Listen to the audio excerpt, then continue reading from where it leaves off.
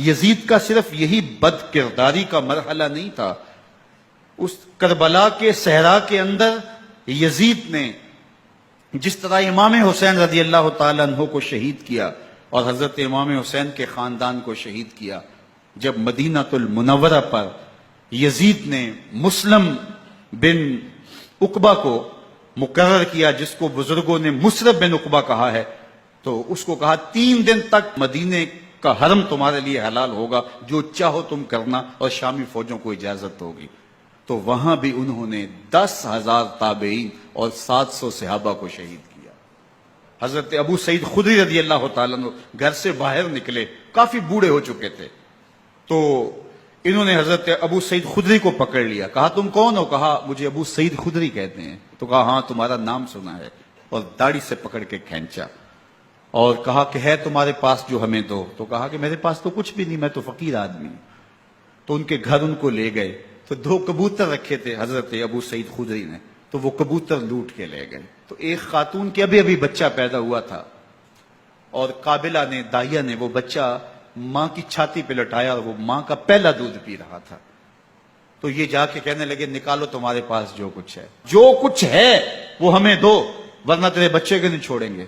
تو ماں بچے سے مخاطب ہو کے کہتی ہے، ابھی بچہ پیدا ہوا ہے اور ماں سے پہلا دودھ پی رہا ہے، کہ بیٹے اگر میرے پاس کچھ ہوتا، وہ قیمتی سے قیمتی چیز بھی ہوتی، تیری جان کے لیے قربان کرتی، لیکن اس وقت میرے پاس کچھ ہے نہیں۔ تو ایک شکی آگے بڑھا اور بچے کو ایک ٹانگ سے پکڑ کے کھینچ کے دیوار کے ساتھ پٹک کے مارا، جس سے دماغ کا بھیجا نکل گیا۔ کیا کیا زیادتیاں نہیں کی۔ 700 صحابہ حرہ کے واقعہ میں شہید کیے یزید نے، اور 10,000 تابعین شہید کیے۔ مسجد نبوی میں ممبر رسول کے ساتھ گھوڑے باندھے، اور وہ ممبر رسول اور مصلی رسول کے قریب لید کرتے رہے۔ 3 دن تک مسجد نبوی کے اندر گھوڑے بندھے رہے، اور مدینہ کی حرمت پامال کی۔ مدینہ کے گھروں کے اندر یہ بد کماش داخل ہوئے، اور جو بدکاریاں انہوں نے کی، کلیجہ منہ کو آتا ہے۔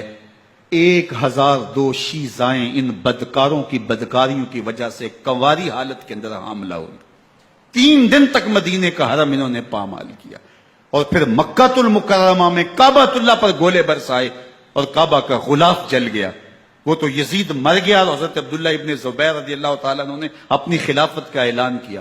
یزید کے یہ کرتوت تھے، ادھر اہل مدینہ کو ستایا، ادھر اہل مکہ کو ستایا، اور رسول اللہ صلی اللہ علیہ وسلم کے خانوادے کی بے حرمتی اور توہین کی۔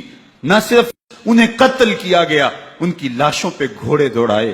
ابن سعد اور شمر جو ہے وہ خیموں میں داخل ہوا، اور مخدرات اسلام چادریں چھیننے کی کوشش کی۔ حضرت زینب سلام اللہ علیہ نے مخاطب ہو کے کہا ہمارے چہرے کے حوالے چلے گئے ہیں، ظالم تو خیال نہیں کرتا ہم رسول اللہ کی بیٹیاں ہیں۔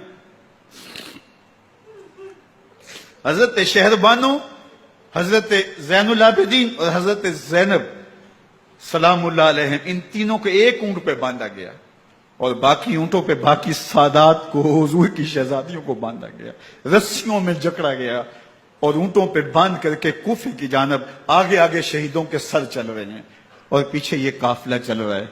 اور جب یہ قافلہ وہاں سے گزرا جہاں لاشیں پڑی تھی، امام زین العابدین 14 سال کے تھے اور بیمار تھے، اور ان کا حوصلہ نہ ہوا، وہاں غشی ان کے اوپر آنے لگی۔ اور وہ منظر ابن کثیر نے، باقی لوگوں سب نے لکھا ہے کہ پھر جب ان کی یہ حالت ہوئی تو پھر سیدہ زینب سلام اللہ علیہ، جنہوں نے ابھی تک بڑے حوصلے کے ساتھ ساری مشکلات کا مقابلہ کیا تھا، اب ان کے بندھن ٹوٹ گئے اور آنکھوں سے آنسو بہنے لگے، اور سیدہ زینب نے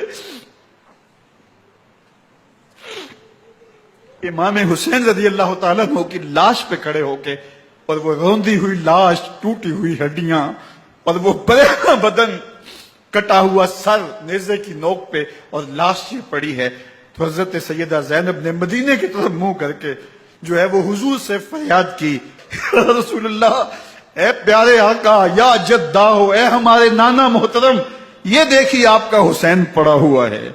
بدن سے کپڑے اتار لیے گئے، خاک ہوائیں اڑا رہی ہیں، اور اس کے اوپر چادر جو ہے وہ مٹی کی پڑ گئی ہے، یا محمد آہو۔